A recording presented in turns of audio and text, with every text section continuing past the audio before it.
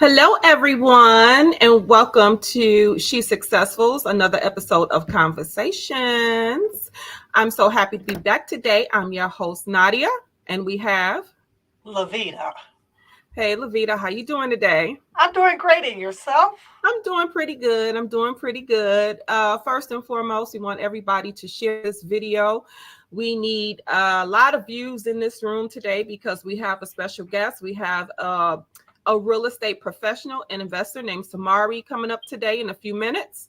So we really want you guys to tune in. So right now, I don't see anybody in this room. So we're going to wait for a few more viewers to come in before we get started. But last night we were on twice. We did an episode of Conversations, and then we did the International Love Connection, right? It typically falls on a Friday, but we did it last night, and I think it was a really cool show. I think we made another connection. What you think, Lavita?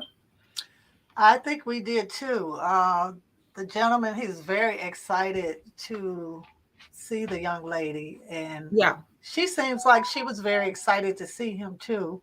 Yeah, she was absolutely beautiful. And we had such an amazing co-host. We had Mark on with us last night, and we had a lot of people in the comments, complimenting Mark. So we hope we can have him back on again as another, co-host, because I think he was really, really cool. Yes. So we had lots of fun, lots and lots of fun. I'm trying to think. We're back on Friday. I think we're back on Saturday, and then we're waiting. We're going to have Monica back for another episode of What's the Word. I think that video did really well. We got a lot of new hot topics coming out. Oh, yeah. And I think she really needs to, comment on and, give some commentary on and give her opinion on. So we got some real interesting things. We are also on YouTube. We want you guys to follow us on YouTube. We haven't done much with YouTube, but we're looking for subscribers over there. So now we're there. I think we may be on Twitch. So follow us there. I'm not sure if we got an Instagram or not. I'll get back to you on that one. Lavita, do we have an Instagram? Well, I tried to set it up, but we'll see what happens. Okay, well, us ladies over here, we love stars. So we want you viewers to send us some stars so we can keep this content coming to you, and hit that subscribe button on the Facebook so that you could get some one-on-one content. And I would just like to say one more thing very quickly. If you would like to be a contestant on the Love Connection, inbox us at She's Successful, and we'd love to hear from you. Yeah, make sure you inbox us, because it's like the hottest show, the hottest virtual dating show on the internet. I don't think there's another one like it. And if you haven't tuned in, make sure that you tune in on Friday night. We got 94 people in the room. We over 100. Okay, we got 124 people in the room. So we about to get started. Before we get started, though, I woke up a little late. You know what I got to do? Let me guess. Take your goalie. I got to take my goalie. So we're going to go into a goalie break. Kickstart your day with Goalie. Use our code She's Successful and save 10% on your order. These gummies include vitamins B12 and B9 that support healthy immune function, heart health, and maintain healthy energy metabolism. Apple cider vinegar, B9, B12. Make sure you pick up some Goalie. It's so good. It's just like the best flavor. I'm telling you, it's so good. It is. Mm-hmm. And it's supposed to help you with weight loss also. Oh, yeah. But we're not pushing that. Yeah. I don't know about, New Year's is coming up. People always got these resolutions. They want to lose weight. Go out and get you some Goalie. It'll help, balance everything out. Ladies and gentlemen, can you give a round of applause? We're about to bring out Miss Samari, and she's going to talk real estate today. So can we bring up our guest, Miss Samari? Hi! Round of applause, guys. Welcome, Samari. Hello. So Samari, we did prepare a little video for you. Brief intro before we have you talk to the audience. So we're going to play that right now. Awesome. Samari has over 10 years of experience in business development, real estate investing, wholesaling, buying and holding, and creative real estate. Her career background includes psychotherapy, school counseling, life coaching, and a nonprofit called Beauty Is You. Samari also has a master's in counseling and a bachelor's in psychology and business administration. Not only is she a true entrepreneur who loves to create multiple streams of income, she is also a dedicated wife and a mother of 4, 2 of them being twins. As a speaker, her vision is to help others create their own empires. She is rooted in her faith, and it continues to be the driver behind her mission and vision in life.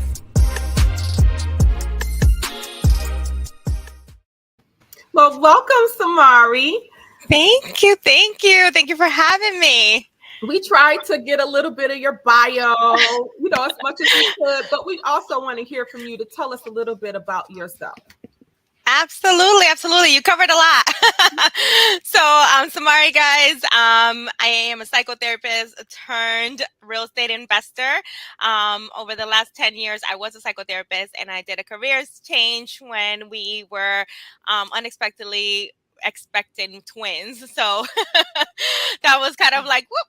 What are we doing now? So anyways, that kind of took a career shift for me. I decided to get into real estate to help my husband grow his business. And I really then fell in love with it because I didn't have any interest before that. That wasn't like what I wanted to do.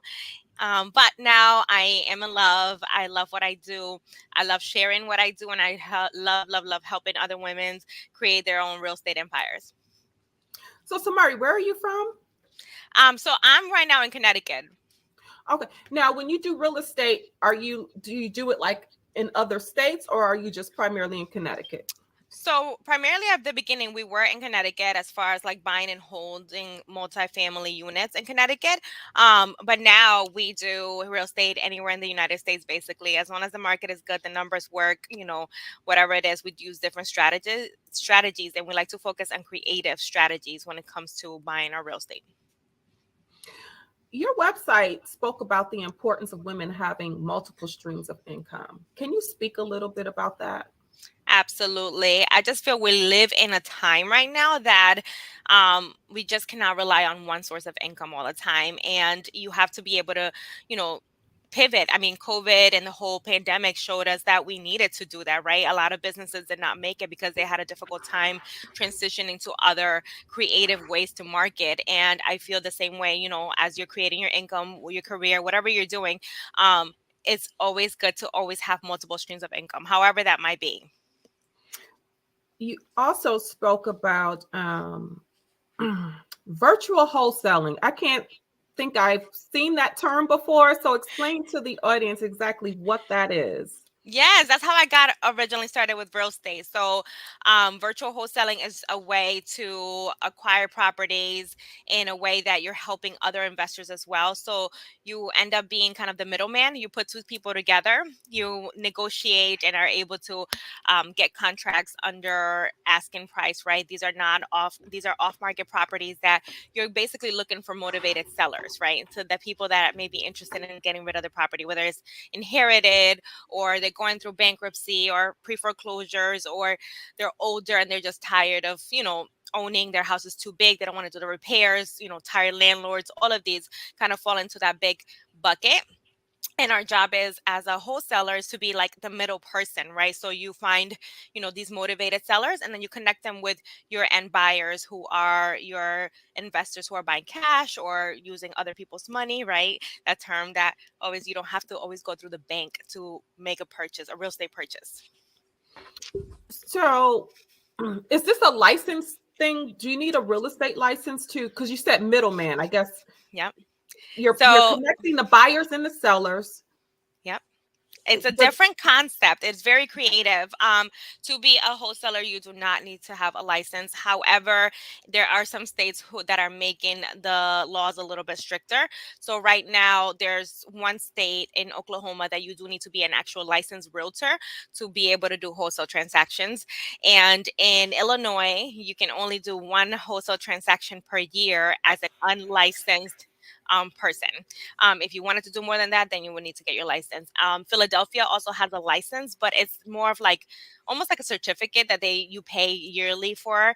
And that's it. Everybody else, you just follow the laws. You just have to make sure that that you're working with people who are creative. So your closing team, right? Your title company, your attorneys, anyone who's working with you, can and know how to make the transaction work.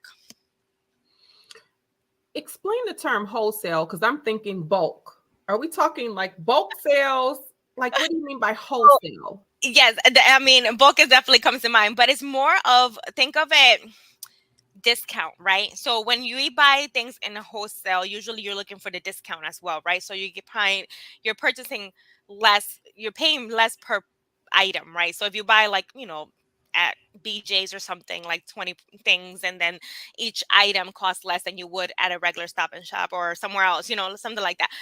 With properties, although you're not doing it mass amount, you're not getting like 20 properties in one package. You can be getting like one property, but the bigger point is that it has to be under value, right? So if the value of the property right now is, I don't know, $300,000, something like that, and you're able to get the seller, to a point that you can agree on the price, and it's, you agree at like 175 or 200 because maybe the property needs work, maybe they don't want to do the work anymore, maybe they just are tired of it. They just don't want to like deal with it. They inherited it and they never really wanted this, right? And it's just sitting there collecting dust. So it's really about helping them see, there are not all properties can be wholesale, because some properties should be sold in the retail market, right? And like people Right. should get like the big prices for them, where there's a lot of properties, you ever drove down like streets where like there's a whole bunch of dilapidated buildings and like houses, and just they need help, right? And like that brings Yeah. on the neighborhoods and stuff like that. So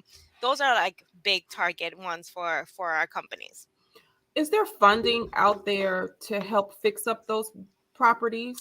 So depending on the area that you're in, there may be grants that are opportunities available for people who are actually flipping, right? And they might be to help the neighborhood. I know in upstate New York, we worked that area for a while. There's something called the Land Bank, and they work closely with flippers and helping them obtain these properties, and then being able to also fund some of the actual flipping that goes on.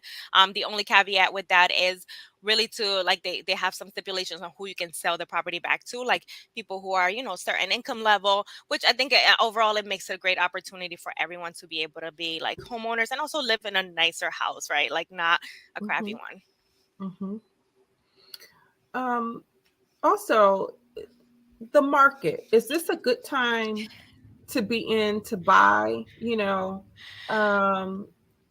I think that was, when did everything fall apart? Was that 2008? So Yeah. what do you see with the market trends? Is now a good time to really invest? You know what? I mean, I think investing is fine as long as you do it properly, right? Like if you're not overpaying for anything, if you are keeping, your budget needs to work, your numbers have to work for you. Don't overpay for a property. And have multiple exit strategies, right? So you might go in with the intention of flipping that property, but what happens if in 6 months you're done with that flip and you list it and the property doesn't sell right away? So what other multiple strategies can you utilize with that particular property? So it's almost you're creating a business plan for that, what you're doing. If your intention is to hold it and rent it out, right, and wait until it gets more equity, whatever, that is, then that's fine. But you just have to buy right, and also just do your numbers and make sure that you have multiple exit strategies, because you don't know, again, is that pivot, the change, how do you need to like adjust to it, so you're not stuck with something that long term that may not be worth it right now. I have one more question before I let Lavita jump in. For people out there that want to get into real estate, and right now I'm just talking about the investment side, and just say they don't have a lot of financial resources. What can they do to get into the investing side? So I absolutely big on, wholesaling is a technique, right? It is a technique that you can do with very little money. You can get this started with less than $500, right? You can do, it's not going to be easy, right? I always say that, like, it's not easy at all because you do have to do the work, right? It is a sales type of job, right? You have to find the people that are motivated. You have to find the buyers that are buying from you. So wholesaling is always a great way because it helps you analyze the properties, the markets, what can you potentially do. Then also the other part of it is like other people's money, right? So you never know who's around you. They may be able to help you, right? So there's people that have 401ks. There, you might have a 401k, right? You might have equity on a property, or your mom, your sister, somebody, like that can go into business with you and can help you lend that money to make that happen. There's other systems and other programs like hard money lenders that also lend to investors that are sort of starting, that don't have tons of capital, and you can work with them alongside to see what's available to you. So there are different opportunities in different ways. You just have to really like think about it, be strategic and see what you like and what you don't like. Okay. Okay, I guess I would like to ask you, a lot of these properties that you're buying, I'm sure you haven't seen the inside of them. Is it safe to go on pictures? So I'm big on, we do walkthroughs virtually, right? So sometimes Mhm. I'm in Connecticut physically. We have purchased properties in Ohio and Pennsylvania and California. I don't fly out or drive there to go see any of the properties. We do go bear pictures, but I actually hire someone to go take the pictures, like not just from the seller themselves, because the seller can tell me that the property is okay and might only need like Exactly. a few $1,000s in repairs. But when they go there, it's like half of the things are falling apart. So it's just like, I don't know. So I do hire someone to go to the property. It's easy. Like I use Craigslist, sometimes Facebook, just put an ad out and offer typically $50 per property, to get pictures of me. They send me the pictures, they put them in a Google Drive document, and I have all the photos there, and they'll do a walkthrough with a video as well. So that, helps me just put my mind at ease and know more about what that property looks like. Okay. And some of those properties that you probably buy, they probably are in bad shape. Hmm. So how do you approach like the owners when you get that picture and you be like, well, that property's pretty bad. I mean, It's all about your negotiation skills, right? And okay. just really being able to like really, I mean, I don't sugarcoat things. I'm very transparent about like, hey, this property is gonna cost me like X amount of dollars to bring it up Hmm. to date. So you either have the choice to like help me here and we both like get into this deal together and you get some money in your pocket, or if you want to turn around and flip it yourself, that's fine, but it's gonna cost you about X amount of dollars or more. So most people don't want to do the work, or they don't want to hire someone, or they don't want to they don't have the funds to do it right then and there. So I present them with different opportunities, right? I'm not here to do shady business, like I'm not here to try to get you like to sell the property for me for free or anything like that. It's just I'm here as like negotiating. I'm going to show you like what I can do. This is my cards are all out, and now it's your time to decide, like, do you want to sell it? Do you want to drop the price? Because sometimes we get it under contract and the price is a little too high, right? Like it might be, I go back and I look at the pictures and I'm like, listen, you told me the property only needed about $20,000 worth of repair. My pictures here and the walkthrough shows me like 40 or $50,000. Like we have to come to a place where this is going to work, because if not, I can't do this deal. Okay, to the homeowners that is currently in foreclosure and may need some assistance, how do they get in touch with you? So for me, I mean, they can definitely find me. I'm on Facebook, so if you're on Facebook land, just find me at Samari Samari. Feel free to message me here, and you can also go on my website, which is samaripolnet. .com. You feel free Hmm. to send me a message there. There's emails. My email is hello, HELLO, at Samari, SAMARY, Polnet, POLNETT.com. Okay, and what about people that do you work with people that still have a mortgage and they need to do a short sale or something? We do it all. We do short sales, seller financing, right? Sometimes people have a mortgage and that's subject to, right? We even take on mortgages, right? So I know back in the day, let's like quick claims, right? Like people would quick claim the houses and you can take over the mortgage. We still do stuff like that. We do subject twos, which is considered basically a quick claim. If they're upside down in a mortgage, we do sometimes negotiate with the banks. Sometimes that part is a little bit harder to make it, and it takes a little bit longer, but it's all a process, like, and it depends. And we have saved properties from foreclosures and pre-foreclosures before with that strategies as well. Okay, it sounds good. Yeah. Is anyone, you want to take questions? Yep, I Nadia? have a few questions here from the audience. Lauren wants to know, is it totally virtual? Yes. So when we're doing virtual investing or wholesaling, it's all virtual. I honestly could tell you I have not stepped foot in half of these places. We have sometimes purchased and sold them right away. We have done work to, some we haven't done any work to, and we actually just resell them because we got them such a cheap price, So it is all virtual. I hire basically a virtual team, right? So if I'm looking for contractors, I look for contractors ahead of time in that area. I look for people who are my boots on the ground, right? That can take photos for me, whether I need to hire, or sometimes if I have friends or family or somebody there, I would ask them to do it. I still compensate everyone, just because, business is business and I want to keep it that way. Okay. Dean Paku says, what things do they need to do to get a license? So for wholesaling purposes, you don't need a license unless you're in those states that I mentioned, like, Oklahoma, or if you're planning to do more deals in Illinois than just one, or in Philadelphia. However, you get, if you want a realtor license, you can go through the board at that state, in that particular state, and they have their requirements to, whatever it is, their hours and the test that is required to get your actual realtor license. Are you able to hold their license? No, I'm not a broker. I am a realtor, but not for the wholesaling purposes. I became a realtor because we also flip. So because we wanted to flip, I wanted to be able to list our properties. Gotcha. Osrin says, how did you get the idea for this business? I didn't invent it. It's been a while for a long time. It was just something my husband stumbled upon when he was looking for other ways to grow his real estate business. And he shared it with me. I never heard of it before, right? When I think of real estate investors, I think of landlords, flippers, and realtors, right? Like when you're in the business of real estate. So I never ever heard of other creative ways of doing it. And until he brought it to me, then I started. If anybody wants to ever Google or research real estate wholesaling, there's tons of information out there. Lots of people, YouTube channels, Facebook groups. I mean, there's Bigger Pockets. It's a great tool as well. So there's lots and lots of information and people willing to share that. How profitable is wholesaling compared to, doing it with the license and doing it without the license? That's a great question. So with wholesaling, you really can write your own checkbook, right? As long as you can get that property low enough and you can resell it. Basically, you're not reselling, you're reassigning the contract to your end buyer.